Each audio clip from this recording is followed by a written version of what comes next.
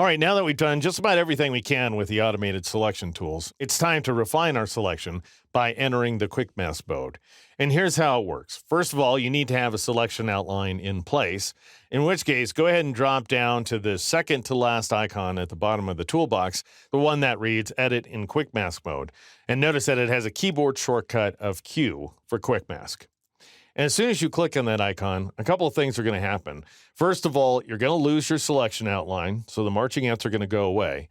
And second, your bird is going to turn red, which shows you that it is deselected and it's the background that is selected. So anything that's not covered in red is selected. Anything that's covered in red is not selected.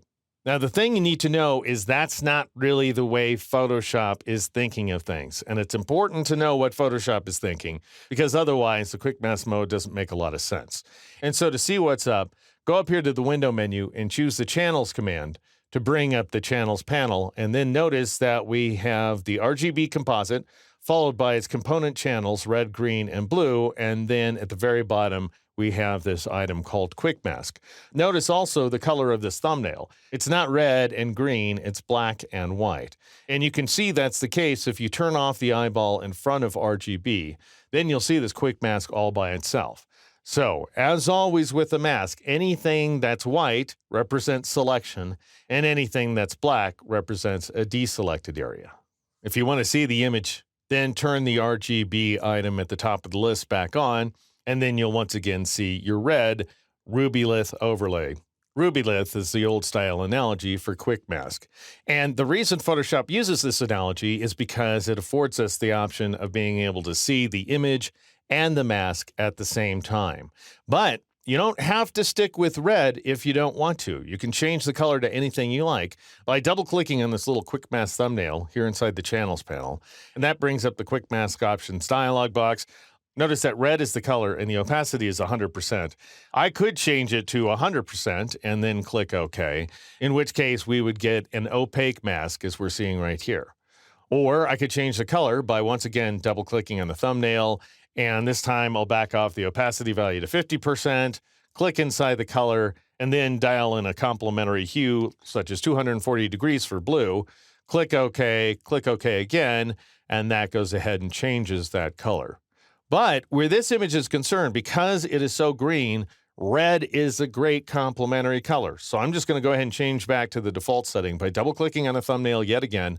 I'll click on the color swatch, and I'll change the hue value to 0 degrees, and I'll leave the saturation and brightness values set to 100% apiece. And then I'll click OK a couple of times in order to make that change. Now, presumably we want to get some work done, and the easiest thing to do at this point is to select this garbage over here on the left-hand side. And I'm going to do that using the brush tool. So you select the brush tool by clicking on its icon, or you can press the B key. And then I'll right-click inside the image window, and I'll crank the hardness value up to 100%, which is almost always what you want when you're editing a mask. And the reason is because otherwise you're going to introduce softness that's not actually there, and that is not typically something you want to do.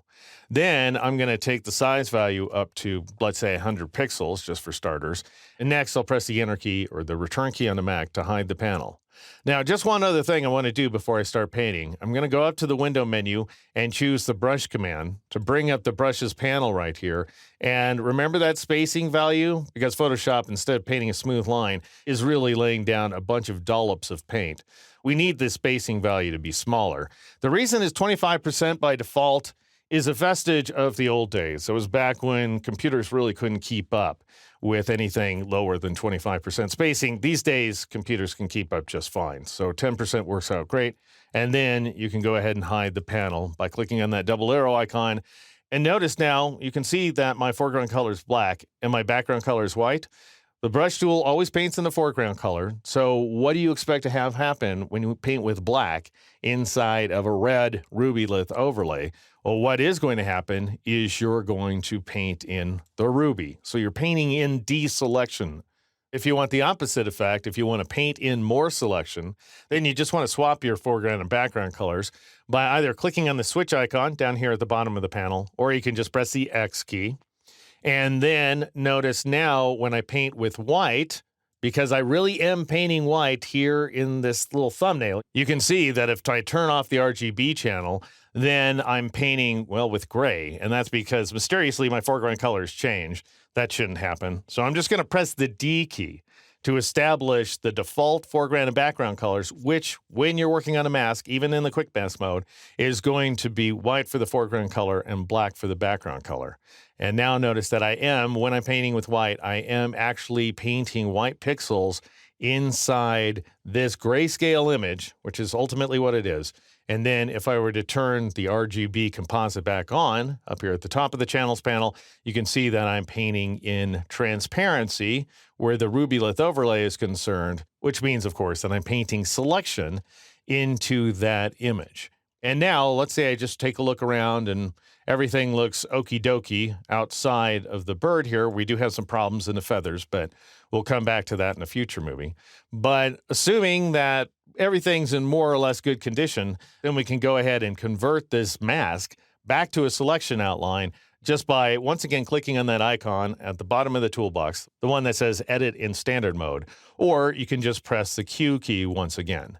And now we have a familiar marching ant style selection outline. Now, the thing to bear in mind about converting back and forth between a selection outline and the quick mask mode is that it's entirely non-destructive. So I can press the Q key as many times as I like to go back and forth inside the quick mask mode and then out to the standard selection outline, and I will still have the exact same selection I had before. And that, friends, is my introduction to using the quick mask mode here inside Photoshop.